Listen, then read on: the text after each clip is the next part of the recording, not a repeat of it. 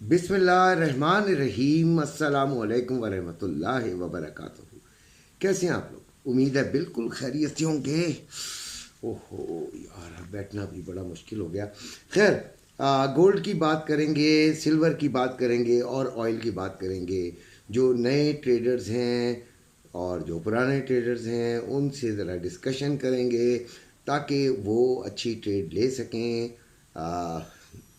हमारी राय को सुन सकें और उसके बाद अपने लिए बेहतरीन फ़ैसला कर सकें। हो सकता है उनको हमारी राय बुरी लगे, गलत लगे और वो उसको गलत समझकर या अपने लिए बेहतर फ़ैसला करें, या हो सकता है वो मेरी राय से मुत्तफिक हों और फिर अपने लिए बेहतर फ़ैसला कर सकें। सबसे पहले तो हमें फ़िज़िकल गोल्ड वालों से मैं बात करूंगा। देखें, जब ये गोल्ड नीचे जा रहा था, जो रोज़ाना मेरी वीडियो सुनते हैं उनको मैं बता रहा हूँ, मैंने आपको बताया था कि गोल्ड जब नीचे ये चल पड़ा है और ये एक जगह जाकर यकीनन स्टॉप करता है और वहाँ जो ये अपनी डायरेक्शन फिर चूज़ करता है वहाँ से भी कि मुझे कंटिन्यू करनी है ये डायरेक्शन नीचे जाने की या मुझे अपनी डायरेक्शन को तब्दील करना है, नीचे जा रहा हो या ऊपर जा रहा हो।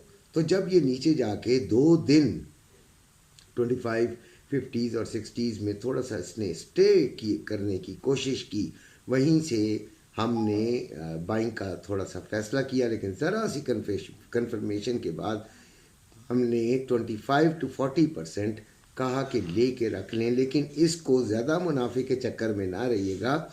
आप इसको बस अपना एक मुनाफा, अपनी दिहाड़ जिसको कहते हैं, वो लगाइएगा और निकल जाइएगा। कल काफ़ी बच्चे निकल गए हैं। आज जो है वो गोल्ड में कुछ लोग अभी भी हैं। अच्छा, कुछ लोग ऐसे थे जो बेचना चाह रहे थे, ठीक है, तो उनको मैंने सख्ती से रोका था। आपको याद होगा कि भाई जहाँ से अभी हमने ख़रीदारी ढूंढना शुरू करनी है वहाँ पे आप कह रहे हैं हम बेच दें, तो वो ये वाला काम मत करें। और शुक्र अल्हम्दुलिल्लाह बहुत सारे बच्चों ने मेरी बात मानी और वो फ़ायदे में रहे, कमेंट भी किए और साथ साथ मुझे भी डायरेक्ट मैसेज किए कि अंकल आपका शुक्रिया। उन मेरा शुक्रिया ना अदा करें, शुक्र अल्लाह का अदा करें जिसने आपको नुकसान से बचाया है, बड़े नुकसान से। अभी भी काफ़ी लोग बड़ी जो परचेजिंग है, ऊंची परचेजिंग है, उसमें फंसे हुए हैं, लेकिन परेशान ना हुआ करें। देखें, गोल्ड गोल्ड होता है, अगर आपके पास पड़ा हुआ है तो वो पैसे से बेहतर है, ठीक है, बाकी आपकी मर्ज़ी। इसके अलावा जो कहीं फंस गए हैं, उधार कर्ज लेके उन्होंने ख़रीद लिया है और उनके वापसी का टाइम आया है, तो भाई मैं तो यही कहूँगा कि फ़ौरी बेचें और अपना कर्ज अदा करें। कर्ज एक लानत है और बेबरकती की बुनियाद है। और साथ कोई प्लॉट ले रहा है, कोई और चीज़ है, तो बच्चों की शादी के लिए चाहिए, तो वो तो एक ज़रूरी काम है, गोल्ड से ज़्यादा ज़रूरी काम है। इसको गोल्ड को हमने चाटना है। जब हमारा काम ही ना हो रहा हो, ज़िंदगी ना गुजर रही हो, तो गोल्ड को फिर बेचा जा सकता है। अदरवाइज़ गोल्ड को रखना सबसे बेहतर है। अब हमने अगर कल सेल करवा दिया तो ख़रीदारी कहाँ से करनी है?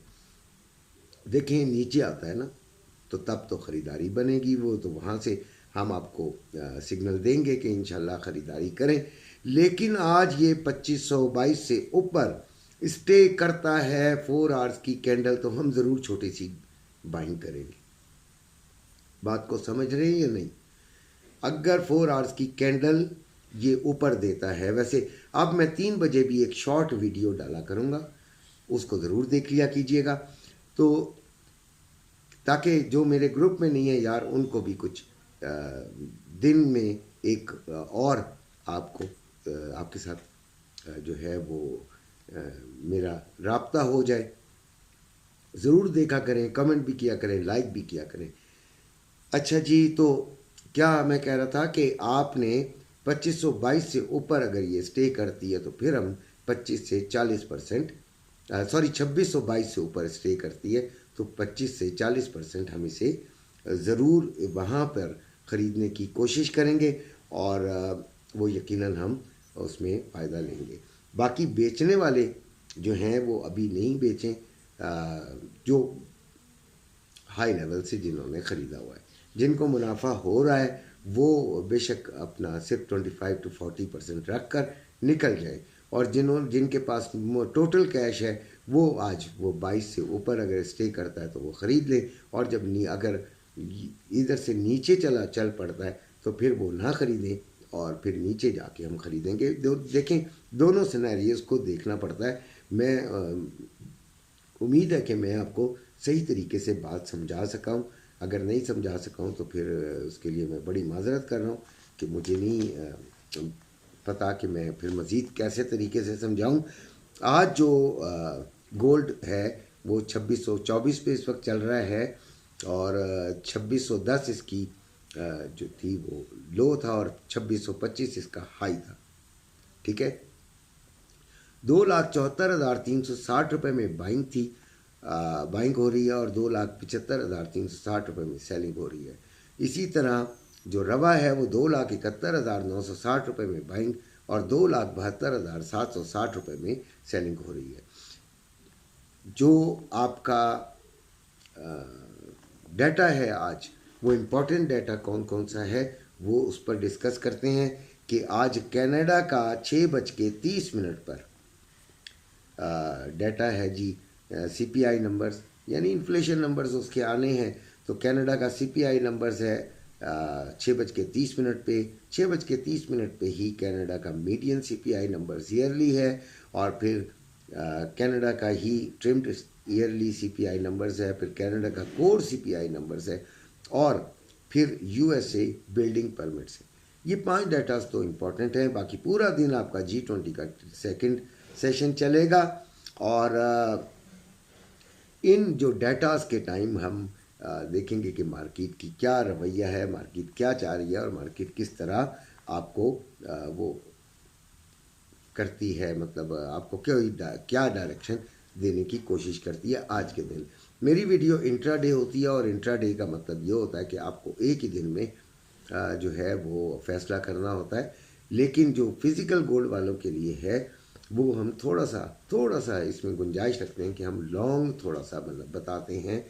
हाँ, जो अपना ऑनलाइन ट्रेडिंग है उसमें हम यकीनन बिल्कुल इंट्राडे की बात कर रहे होते हैं।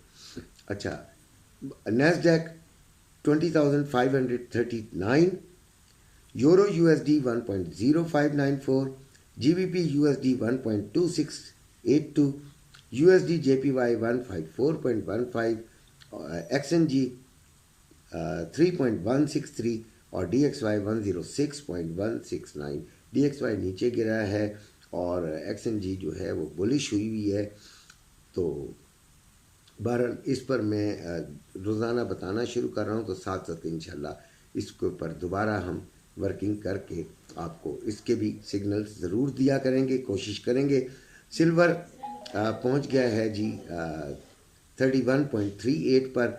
31.13 इसका लो है और 31.43 इसका हाई है। मैं अभी लेवल्स भी आपको देता हूँ, पहले ज़रा गुफ्तगू करने। 3120 रुपये में बाइंग और 3160 रुपये में सेलिंग हो रहा है, और ऑयल जो है वो 69.19 पर मौजूद है, और कल से ये बुलिश ही बुलिश चल रहा है, गोल्ड भी, सिल्वर भी और ऑयल भी। अब आपको मैं जो अपने गोल्ड के लेवल्स बनाए हैं और उनकी तमाम काम, तो देखें गोल्ड अगर 22 के ऊपर कैंडल्स बना लेता है 4 आवर्स की, तो आपने इसे मुकम्मल बुलिश लेना है। फिर तो आपने जान नहीं छोड़नी। नीचे जहाँ पे भी आपको सिग्नल मिले, आपको एडमिन या आपका मेंटोर आपको बताए, वहाँ से आपने बाइंग को सपोर्ट करना है, यानी बाइंग लेनी है हर सपोर्ट से जो कि वो बताता है। सेलिंग को ज़बरदस्ती जो है वो करने की मुतरादिफ होगा, लिहाजा अगर सेलिंग बनती हुई तब भी ज़्यादा लालच करने की ज़रूरत नहीं है। मुनासिब से मुनाफे पर निकल जाइएगा। तो आपको मैं दे रहा हूँ जी अपना लेवल्स आज वो जो तस्वीर की सूरत में नहीं है, मतलब इसी तस्वीर की सूरत में लेकिन रजिस्टर पे लिखे हुए हैं। तो रेजिस्टेंस 2634, फिर 2646, फिर 2662, और सपोर्ट 2612, 2600 और 2592, ये इसकी सपोर्ट्स हैं और रेजिस्टेंस मैंने आपको दे दी हैं। अच्छा, अब बताया क्या है कि 2622 से ऊपर अगर मार्केट 4 घंटे की कैंडल बनाती है, 4 आवर्स कैंडल बनाती है, जो कि हर एक को नहीं पता बेचारों को, लेकिन आप क्योंकि किसी ना किसी के साथ होना चाहिए आपको, तो आप को पता चल जाएगा इंशाल्लाह। तो आपने बाइंग को ही देखना है लाजमी, और इसके अलावा भी कोशिश करें कि बाइंग की तरफ ही ज़्यादा बैठे।